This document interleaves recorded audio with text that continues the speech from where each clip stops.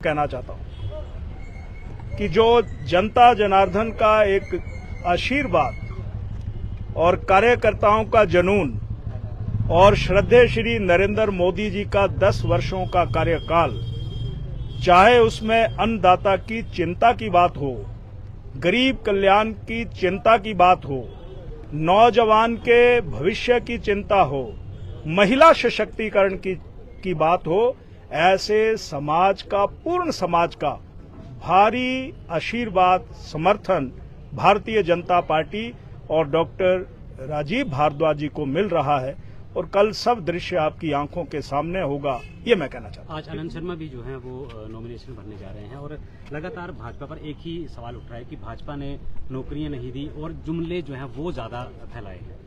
मैं इतना ही कहना चाहता हूं कि अब उनको कांग्रेस के नेतृत्व ने क्यों यहां पर कांगड़ा में चुनाव लड़ने के लिए भेजा, कोई चाल तो नहीं है उनकी, क्योंकि वो उन्हीं G20 के विरोध करने वाले नेताओं में से एक थे और एक हैं। जहां दूसरी बात मैं ये कहना चाहता हूं कि जब जब उनके पास केंद्र सरकार के मंत्रालय रहे, उन्होंने हिमाचल के लिए, जिला कांगड़ा के लिए कौन सा नया बड़ा विशेष प्रोजेक्ट लेकर के आए।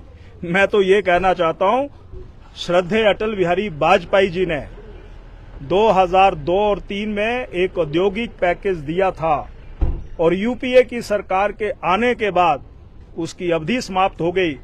आनंद शर्मा जी, आप तो इस मंत्रालय के उस समय मंत्री थे, तो हम आपसे जानना चाहते हैं कि आपने उस समय इस औद्योगिक पैकेज जो हिमाचल प्रदेश के नौजवानों को आर्थिक संपन्नता प्रदान कर रहा था, आपने मुंह मोड़ लिया था। ये कांगड़ा, हिमाचल, चंबा की जनता आपसे जानना चाहती है और मैं आनंद शर्मा जी से ये भी जानना चाहता हूं, आपके मुख्यमंत्री हैं, कांगड़ा के साथ सौतेला व्यवहार क्यों हो रहा है? हमारे केंद्रीय विश्वविद्यालय के धर्मशाला के कैंपस को कहीं और शिफ्ट करने की योजना तो नहीं है?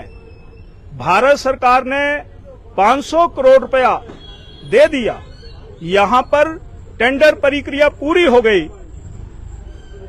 आनंद शर्मा जी, आप अपने मुख्यमंत्री से पूछें और हमें जवाब दें, ये 30 करोड़ रुपया क्यों नहीं जारी कर रहे हैं, ये भी मैं आरोप है। तीसरा मैं कहना चाहता हूं कि हमारा एक cultural heritage centre, utility centre भी जिसको कहते हैं, 112 करोड़ का, पूरे देश की जितनी हमारी संस्कृतियां हैं, जितने हमारे कल्चर हैं, उसको लेकर के धर्मशाला में जमीन भी चयनित हो गई थी, उसको भी स्थानांतरित किया गया है।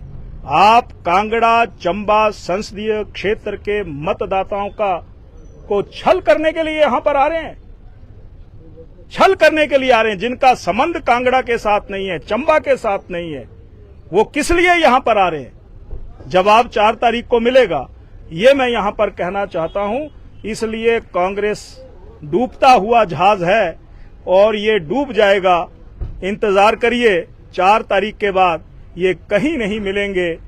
ये हिमाचल प्रदेश की जनता ने भी शुभाशीष, शुभकामनाएं हमें आशीर्वाद के रूप में दी है, ये मैं कहना चाहता हूं। नामांकन कितने